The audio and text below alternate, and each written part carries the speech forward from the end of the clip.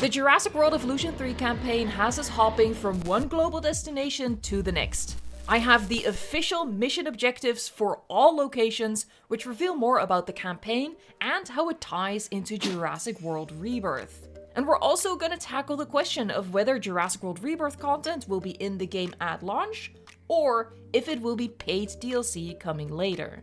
The campaign of Jurassic World Evolution 3 has us working for DIN, a company owned by the returning Cabot Finch, as DIN will be traveling across the world to build parks, sanctuaries, and secure facilities, and we're off to a rocky start at our first location, the Montana Badlands. Cabot Finch has purchased land that's rich in paleo history as a last-ditch effort to showcase what his new company, the Dinosaur Integration Network, can do.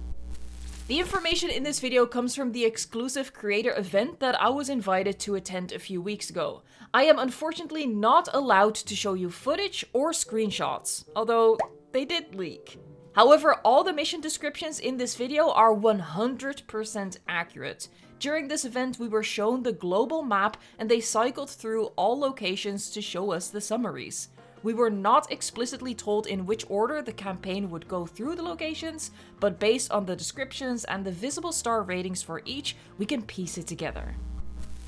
I think the Montana Badlands are the first location in the campaign because it was the only location that already had 5 stars at the moment Frontier stopped their own test playthrough to show us, implying it's the only location they had fully completed at that point. The description also makes it a logical starting point. Clearly, DIN isn't doing so well being helmed by the unserious Cabot Finch, whose main skill in life is divorce. We as players are probably hired by Cabot to help make DIN a success. Obviously, the goal of the game is that we are successful as DIN on these locations, so this is where we first prove ourselves, and then we move on to the next location, that being Nevada. A hastily built attraction near Las Vegas once advertised low prices for a close-up flying reptile experience. That facility met with a quick end, and the new owner of the land needs help making this site a more ethical success. As I discussed in my previous news videos for Jurassic World Evolution 3, the campaign is non-linear, so we will be able to switch back and forth between locations after completing all the missions on each. But just like the Jurassic World Evolution 1 campaign, which also allowed us to do that, you still went through the islands initially in a predetermined order. This is necessary to make the narrative work. So by completing missions, we gain access to the new locations, and we'll be able to go there before 5-starring whatever location we are on. We can then always go back to past locations to do more research, build out the park, and achieve that 5-star rating. The next location is probably Hawaii, still in North America, and this is where it starts to get interesting and we'll see our first hint at the Jurassic World Rebirth storyline. A client wants to create a sustainable breeding program to help dinosaurs overcome their difficulty adapting to most of the world. A leading paleoecologist is already on board, but the site needs far more support if it's to achieve its goals. From the website, we know the Jurassic World Evolution 3 campaign is set after the events of Dominion, but based on this mission objective mentioning that dinosaurs are having difficulty adapting to most of the world, we are starting to see the shift towards the global situation of Jurassic World Rebirth, which states in the plot summary that dinosaur populations have shrunk down and retreated to remote tropical environments, which is the only place they can thrive. DIN has us fighting against dinosaurs sliding back into near extinction by building these global locations and running our breeding programs. Baby dinosaurs aren't just a cute addition to the game. They are very cute though. They are also integral to the storyline of dinosaur conservation. I wonder if the leading paleoecologist will be a surprise return of a character we've seen previously, either from past games or the movies. Let me know in a comment down below who you think or hope this might be. With missions in Montana, Nevada, and Hawaii completed and DIN having proven its worth in North America, we make a big leap to Asia, where we'll start in either Japan or China, both of which the person playing had achieved 3 stars on. China holds another Jurassic World Rebirth reference. A worldwide conservation society has been working tirelessly to find a place where prehistoric giants can live and thrive. They've secured this spacious site, but they need help creating a true sanctuary. Spacious site means we'll have a big buildable map on this location, possibly the biggest of the entire campaign. There's a location coming later that is described as small and evoking flashbacks of Penna in Jurassic World Evolution 1. Our mission in Japan is very different from the conservation efforts in China and Hawaii. What was intended to be the next Jurassic World is now a theme park fallen to chaos. The land was quickly sold off, and the new owner has entrusted Din with creating the paleo theme park that this site was always meant to be. This looks like it will be our first time in the campaign that we are tasked with building a big commercial park. I think the operation in Nevada will be more small scale. This has us building Jurassic World Japan, of course referencing Jurassic Park Japan, which was mentioned in the first novel. Coincidentally, I've been building Jurassic Park Japan in modded Jurassic World Evolution 2 for the past few months, so I think it's clear which location I am most looking forward to, at least in Sandbox. The third location in Asia, and the next I think we'll visit, is Indonesia. It's the last location the player of the campaign we were shown had broken ground. The 3 locations in Europe they hadn't started on yet, leading me to believe those are the late game campaign locations.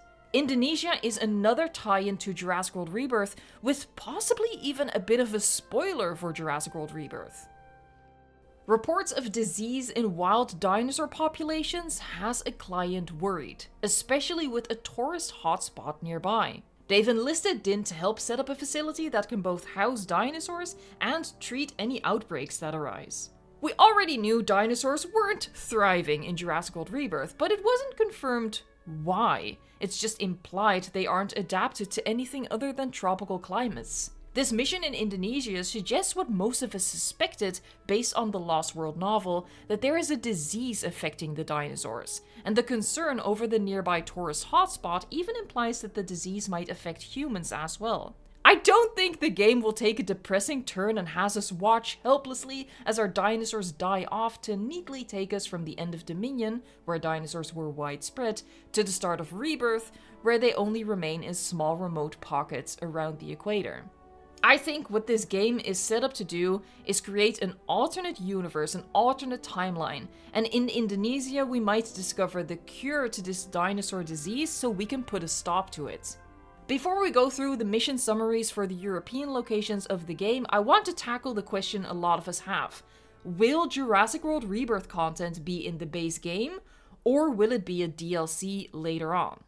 Jurassic World Evolution 3 launches on October 21st. And if we rewind to over 3 months before then, Jurassic World Rebirth has its worldwide premiere on July 2nd. As we were waiting and waiting for the announcement trailer of Jurassic World Evolution 3, it became clear the game would come out after the movie, and based on that, I expected Jurassic World Rebirth content to be part of the base game at launch. There would be no risk for spoilers after all. Even though it's now been confirmed that the game is coming after the movie, and we can see in the mission summaries hints at Jurassic World Rebirth storyline, I'm no longer convinced Rebirth content will be in the game day one. And there's 2 reasons for that.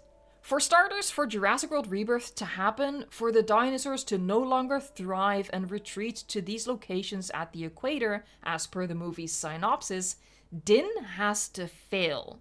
We would have to fail. And I don't think the campaign will take us through missions that are doomed to fail. That wouldn't be rewarding gameplay. For that reason, as I said, reading through these campaign objectives, I'm predicting the game will take us into a bit of an alternate timeline, one that won't lead to the premise of Jurassic World Rebirth, but instead leads us away from it. Frontier has done this before with Return to Jurassic Park in the first game. This DLC had us rebuilding Jurassic Park into the successful tourist attraction John Hammond first envisioned, something that obviously wouldn't happen in the canon timeline until Masrani made Jurassic World a reality. So with the campaign of Jurassic World Evolution 3 possibly not going towards Jurassic World Rebirth but veering away from it, it leaves Jurassic World Rebirth's story and species disconnected from the base game. You can cleanly lift them out and repackage them as a separate, standalone story campaign. This makes it excellent potential for a DLC. In the story, dinosaurs will be going extinct again, remaining only in a few locations. One of those being Île Saint-Hubert, where we go to build an encampment, send out capture teams to bring dinosaurs back into enclosures for DNA collection, and then get faced with the likes of the D-Rex and the Mutodons. The species would be the mutated hybrids, any other new species like Titanosaurus and Aqualops, and of course the new variants for existing species like the new Mosasaurus, the new Quetzalcoatlus, and the new Spinosaurus. That sounds like a pretty awesome DLC.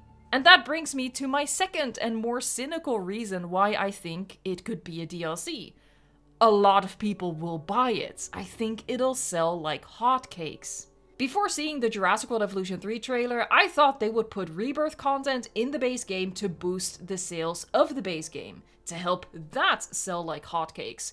But seeing the trailer and seeing the huge positive reaction to it, I think the game will sell just fine without Rebirth content. I think it'll stand on its own as a great creative park builder.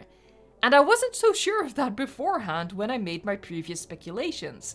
But right now, Rebirth content I don't think is necessary to sell the base game, to boost the base game. I think it's just the cherry on top. But a cherry a lot of people will pay extra to have. If you understandably hate the idea of Rebirth content being a DLC, I don't want you to get upset yet. This is only my speculation after all, and I'm not at all sure I'm right about this. Especially after seeing the hints at Jurassic World Rebirth in the mission summaries. It's still very possible the base game campaign does lead us to Rebirth's island, and I'll talk more about that possibility and the hint towards it at the end of the video. For now, let me know in a comment down below what you think. And if you're wondering, if no Rebirth species, then what are going to be the new species they add to the base game? Well, I have some ideas and I'm gonna share those in a separate video, so if you like speculating about this game, subscribe for that, as well as the latest news. And of course, I'm still doing builds in the meantime. I have something planned that I think you'll really like. The last 3 known locations are in Europe, and there's no way to figure out the order of these, but let's go through the summaries. We have 2 returning locations from Dominion. The Biosyn Sanctuary is set to expand, and the agency overseeing the site wants it to be an idyllic, natural, and educational facility. Din has been hired to make that vision a reality. And in Malta, an ex-purveyor of rare animals developed an obsession with dinosaurs, and they fell into deep debt with the illegal night market to fuel that obsession. Din has been hired to help pay off that debt and create the prehistoric animal sanctuary the clients have always wanted. The illegal night market sounds like a return of the black market that we were already familiar with. The final European location is the Azores archipelago. Wanting to pay homage to John Hammond's incredible vision, the owner of this land has hired Din to create a European paleo theme park. The site needs to be more secure than any park before it, while operating with limited space. That description of limited space has me thinking back to Isla Pena for the first game. We didn't have a challenge quite like that in Jurassic World Evolution 2, so even though it will be difficult to build a park on a cramped map, I am looking forward to figuring out that puzzle. That's 9 known locations so far, but mystery locations remain. The map read in the corner, Global Progress. Obtain 30 stars, earn 100 reputation with each industry sector, and complete objectives on sites in Southern Europe to gain new clients. So the campaign is more than 9 locations, and note the word clients, plural. Each campaign location is owned by one client who hires Din to fulfill an objective. The possibility to gain new clients means there are at least 2 locations we don't know of yet. One of these locations could very well be Île Saint-Hubert, which is the official name of the island Jurassic World Rebirth is set on. And another location could be Isla Sorna, and maybe even a half-destroyed Isla Nublar. As soon as more news comes out for Jurassic World Evolution 3, I'll let you know, so subscribe to the channel to not miss out on anything. If you did miss something, check out my videos from last weekend with more news. Thank you so much for watching, liking, subscribing, and until next time, stay tuned for more.